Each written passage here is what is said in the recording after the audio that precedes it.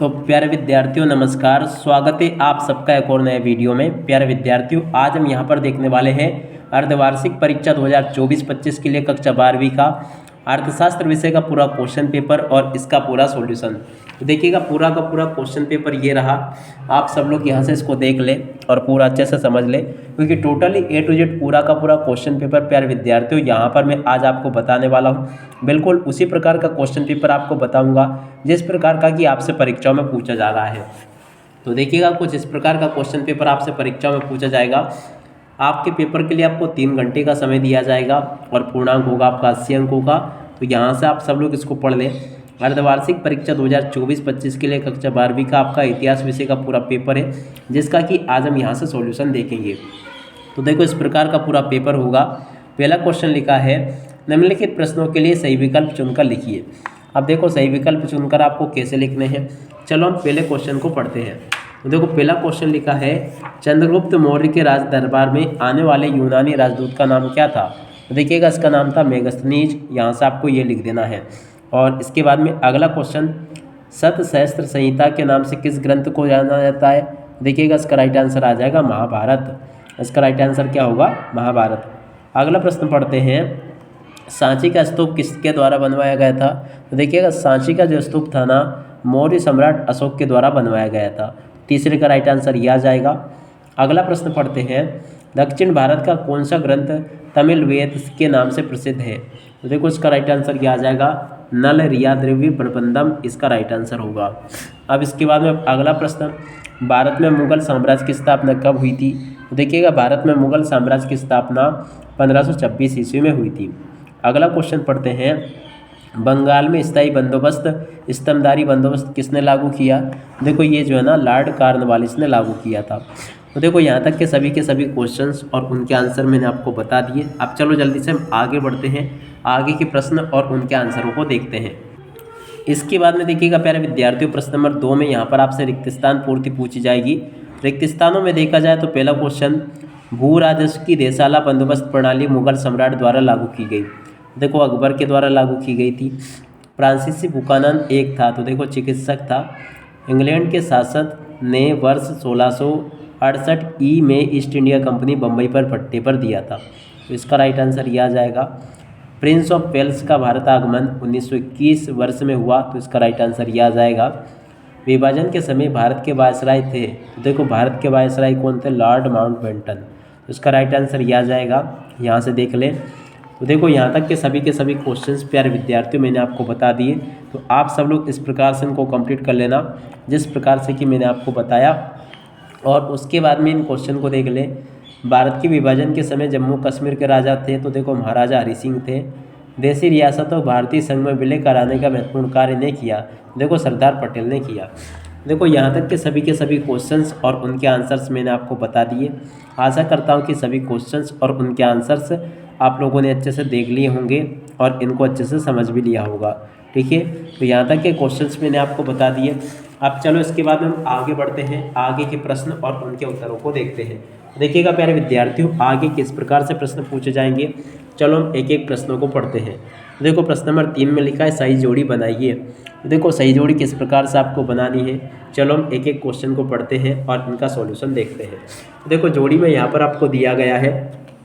पहला क्वेश्चन, पांडवों के ज्येष्ठ भ्राता तो देखो कौन थे, युधिष्ठिर। गीता का ज्ञान काय में श्री कृष्ण ने दिया। पंच महाभारत की जोड़ी जैन धर्म से मिल जाएगी। 4 आर्य सत्य की जोड़ी बौद्ध धर्म से मिल जाएगी। अंग्रेजों की पहली व्यापारिक कोठी सूरत और ताजमहल होटल की जोड़ी बम्बई से। तो देखो प्यारे विद्यार्थियों, इस प्रकार से आप सब लोग इसकी जोड़ी का मिलान पूरा कंप्लीट कर लें, ताकि आप सब लोग अपनी परीक्षाओं के पेपर में इनको पूरा अच्छे से हल करके लिख कर आ सकें। यहाँ तक के सभी क्वेश्चंस और उनके आंसर मैंने आपको बता दिए। उसके बाद में आप सब लोग यहाँ से इन क्वेश्चन को देख लें। प्रश्न नंबर 4 में आपसे एक शब्द या फिर एक वाक्य में उत्तर पूछे जाएंगे। पहला क्वेश्चन, अभिलेखों और अन्य दस्तावेजों की लिपियों के अध्ययन को क्या कहा जाता है। देखो, पेलियोग्राफी इसको कहा जाता है। क्या कहा जाता है, पेलियोग्राफी। अगला क्वेश्चन, चंद्रगुप्त मौर्य के प्रधानमंत्री का नाम क्या था। तो देखिएगा, चंद्रगुप्त मौर्य जो थे ना, इनके प्रधानमंत्री का नाम क्या था, चाणक्य। यहाँ से आपको क्या लिखना, चाणक्य इसका राइट आंसर आ जाएगा। और उसके बाद में सूफी संत निजामुद्दीन औलिया की दरगाह कहाँ स्थित है, तो देखो दिल्ली में स्थित है। इसका राइट आंसर क्या आ जाएगा, दिल्ली। तो देखो यहाँ तक के क्वेश्चन को देख ले। कबीर के गुरु कौन थे, तो देखो कबीर के गुरु का नाम था संत रामानंद। तो यहाँ से आप लोग ये देख ले। इस प्रकार से मैंने आप सबको यहाँ तक के क्वेश्चंस और उनके आंसर बता दिए।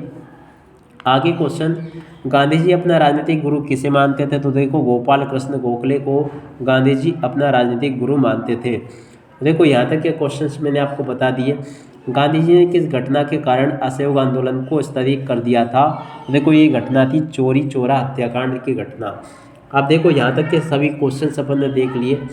उसके बाद में आगे क्वेश्चन पूछा गया, भारत में किस अधिनियम द्वारा सांप्रदायिक चुनाव प्रणाली आरंभ की गई, देखो 1909 का अधिनियम था। इसके द्वारा भारत में सांप्रदायिक चुनाव प्रणाली का आरंभ किया गया था।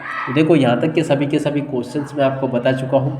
अब चलो इसके बाद में हम आगे बढ़ते हैं, आगे के प्रश्न और उनके उत्तरों को देखते हैं। तो देखो यहाँ तक के तो सभी क्वेश्चंस मैंने आपको बता दिए। अब इसके बाद में आगे के प्रश्नों को देखते हैं। तो देखो आगे आपके पेपर में कुछ इस प्रकार से प्रश्न पूछे जाएंगे। प्रश्न नंबर 5 में आपसे पूछे गए हैं सत्य असत्य। अब देखो सत्य असत्य आपको कैसे बताने हैं। पहला क्वेश्चन, सबसे प्राचीन अभिलेख मौर्य सम्राट चंद्रगुप्त मौर्य के प्राप्त हुए, देखो ये असत्य हो जाएगा। ब्राह्मी लिपि बाएं से दाएं की ओर लिखी जाती है, तो देखो ये भी आपका क्या हो जाएगा, सत्य हो जाएगा। प्रारंभिक भक्ति आंदोलन का उदय कर्नाटक में हुआ, तो देखो ये भी आपका क्या होगा, असत्य हो जाएगा। उसके बाद में अगला क्वेश्चन, पहाड़िया लोगों को खेती मुख्यतः हल पर आश्रित थी, देखो ये भी आपका असत्य हो जाएगा। और उसके बाद में अगला प्रश्न पढ़ते हैं, ईस्ट इंडिया कंपनी ने भारत में अपना पहला कारखाना सूरत में स्थापित किया था, तो देखिएगा प्यारे विद्यार्थियों ये कैसा क्वेश्चन होगा, ये बिल्कुल आपका कैसा हो जाएगा, असत्य, ठीक है ना।